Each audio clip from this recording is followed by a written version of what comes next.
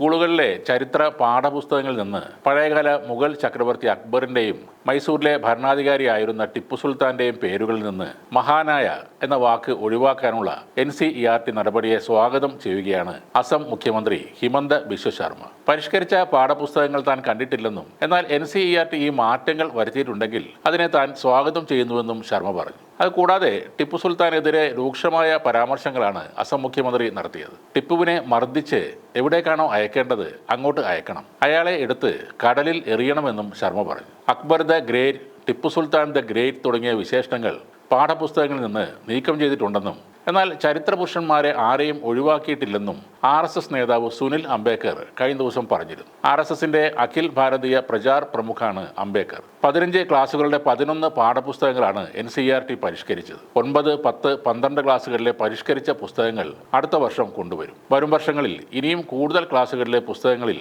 മാറ്റങ്ങൾ വരുത്തുമെന്നും അംബേദ്കർ സൂചിപ്പിക്കുന്നു. ഇതോടെ NCERTയുടെ ഈ നടപടി രാഷ്ട്രീയ വിവാദങ്ങൾക്ക് തിരികൊളുത്തിയിരിക്കുകയാണ്. ചരിത്രം തിരുത്തി എഴുതാനുള്ള ഒരു ശ്രമമാണ് ഈ നടപടിയെന്ന് കോൺഗ്രസ് ആരോപിച്ചപ്പോൾ പാഠപുസ്തക പരിഷ്കരണത്തെ BJPയും BHPയും സ്വാഗതം ചെയ്യുകയാണ്. ചരിത്രം തിരുത്തി എഴുതാനും നൂറ്റാണ്ടുകളായി ഇന്ത്യ ഉപഭൂഖണ്ഡത്തെ രൂപപ്പെടുത്തിയ ഭരണാധികാരികളുടെ സംഭാവനകളെ അവഗണിക്കാനുമുള്ള ഒരു ശ്രമമാണ് ഇപ്പോൾ നടക്കുന്നത് എന്ന് കോൺഗ്രസ് MP ഇമ്രാൻ മസൂദ് വിമർശിക്കുന്നു. വിശേഷണങ്ങളോ പേരുകളോ നീക്കം ചെയ്യുന്നതിലൂടെ ചരിത്രപരമായ വസ്തുതകൾ മാറില്ലെന്നും ഈ ഭരണാധികാരികളുടെ ഭരണകാലത്ത് ഇന്ത്യ നേടിയ അഭിവൃദ്ധികൾ ആരും മറക്കില്ലെന്നും അദ്ദേഹം പറയുന്നു. ബ്രിട്ടീഷുകാർക്ക് മുന്നിൽ തലകുനിച്ചവരാണ് ഇപ്പോൾ അധികാരത്തിൽ ഉള്ളവരെന്നും റാണി ലക്ഷ്മിഭായിയെ ഒറ്റിക്കൊടുത്തവരുടെ പിൻഗാമികൾ എന്തിനാണ് മന്ത്രിസ്ഥാനങ്ങൾ വഹിക്കുന്നതെന്നും കൂടെ മസൂദ് ചോദിക്കുന്നു. VHP വക്താവ് വിനോദ് ബൻസാലും ഈ പരിഷ്കരണത്തെ പിന്തുണക്കുകയാണ്. അക്ബറിനെ മഹാൻ എന്ന് വിളിക്കുന്നതിനെ അദ്ദേഹം ചോദ്യം ചെയ്യുകയും മുഗൾ ഭരണാധികാരികളുടെ ഇത്തരം മഹത്വവൽക്കരണം അംഗീകരിക്കാൻ ആവില്ലെന്നും പറഞ്ഞു. മഹാറാണ പ്രതാപിന്റെ പുണ്യഭൂമിയിൽ ബാബർ, ഹുമയൂൺ, അക്ബർ,